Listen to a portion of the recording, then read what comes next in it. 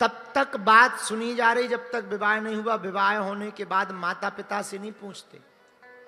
Special phone ससुराल में साले साहब को लगाया जाता। लाल गाड़ी ले या ब्लैक। पहले के जमाने में लोग गुरुजी से पूछते थे, महाराज आप बताओ कौन सा रंग बढ़िया होगा। माता पिता से पूछते थे लाल ले या काली। अब तो शादी होने के बाद साले साहब को फोन लगाया है, साले साहब गाड़ी ले रहे बताओ कौन सी गाड़ी ले ठटरी के बारे। घर पे माता पिता बैठे हैं, उनको कोई पूछ नहीं रहा। भैया नारद जी कहते महाराज यही सब हाल देख करके हमारा गृहस्थों से भी मन उठ गया, वहां भी सत्संग नहीं मिला। फिर कहां गए महाराज? हमने सोचा वृंदावन चलो। क्यों? वृंदावन भूमि है गोविंद की, वहां सत्संग मिल जाएगा। वृंदावन भूमि है ठाकुर की, ब्रज भूमि है भक्तों की, वृंदावन भूमि है रसिकों की, वृंदावन भूमि है ठाकुर जी के प्यारों की, वृंदावन भूमि है गोविंद के पागलों की, वृंदावन भूमि है आनंद की, वृंदावन भूमि है भक्ति की, वृंदावन भूमि है शाश्वत की, वृंदावन भूमि है गोपी भाव की, जहां गोपी भाव में लोग जीते, जहां गोविंद की याद में जीते। वृंदावन कौन? वृंदावन कहां? वृंदावन वहां घर घर तुलसी ठाकुर सेवा, घर घर तुलसी ठाकुर सेवा, भोजन दूध दही को। मीरा कहती अपने पद में भोजन दूध दही को,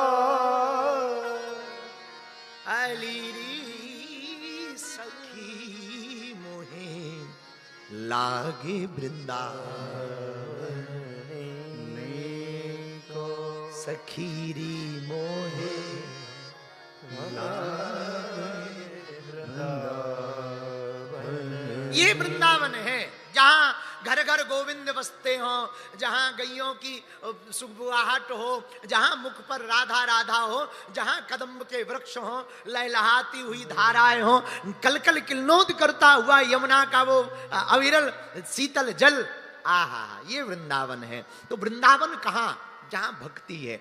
नारद जी कहते कि जब हमारा मन कहीं नहीं लगा तो सोचा श्रीधाम वृंदावन चले, गोविंद की भूमि चले, माधव की भूमि चले। लेकिन वहां भी बड़ा आश्चर्य देखा। क्या?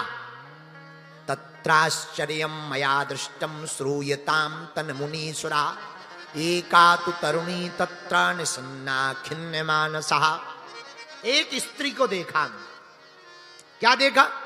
बोले महाराज एक स्त्री बैठी है पेड़ के नीचे, दो वृद्ध लेटे हैं उसकी जांघों पर, और बहुत सी स्त्रियां, कोई पंखा झल रही, कोई पानी पिला रही, कोई आंसू पहुंच रही, वो स्त्री रोए जा रही है, ऐसे दोनों वृद्धों पर हाथ फेर रही, रो रही। नारद जी बोले भैया हमें लगा कोई दुखियारी है, सोचा जरा पूछ लूं कौन है। नारद जी बोले भैया हम थोड़ा नजदीक तक गए पर वापस लौटने लगे। क्यों? सब स्त्रियां ही स्त्रियां, कोई पुरुष ही नहीं दिखाई पड़ रहा। सोचा कहीं हम जावे, कहीं वो कहने लगे ए बाबा हम स्त्रियों के बीच में तुम्हें क्या लेना देना, भाग यहां से, तो बुरा लगेगा। इसलिए नारद जी बोले भैया हम बीच से ही लौटने लगे, और जैसे ही लौटने लगे सोई वो स्त्री चिल्ला के बोली भो भो साधु छड़म तिष्ठम मच्चिंतानमपि नाशय,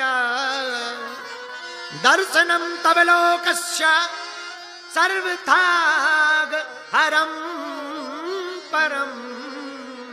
ओ महाराज रुको रुको रुको रुको, कौन हो तुम? रुको तुम महाराज, अरे महात्माओं के तो दर्शन करने से ही दुख भाग जाते हैं। दर्शनम तव लोकस्य सर्वथाग हरम परम, आपके तो दर्शन से ही कल्याण होगा। आओ इधर। नारद जी ने जैसे ही उस स्त्री को देखा सोई मुस्कुराते हुए बोले देवी कौन हो तुम? अपना परिचय दो, पहले अपना नाम बताओ। काशी तुम का बिमऊ, और क्यों बैठी हो और रो क्यों रही हो? और तो ठीक है, नार्यः का पद्मलोचन, ये जो स्त्रियां अगल बगल खड़ी हुई हैं, बड़ी पद्मलोचन वाली, बड़ी बड़ी नेत्र वाली, मानो पद्म की तरह, कमल की तरह, इनकी मुखाकृति की तरह नेत्र हैं, ये स्त्रियां कौन हैं? और ये जो दुवृत्त तुम्हारी जंघों पर लेटे, ये कौन है? परिचय बताओ। अब उस स्त्री ने अपना परिचय दिया, परिचय भी बड़ा प्यारा। अहम भक्ति ऋतौ ख्याता इमौ में तनयौ मतौ ज्ञान वैराग्य नामानौ काल योगेन जर्जरौ। महाराज, हमारा नाम तो है भक्ति।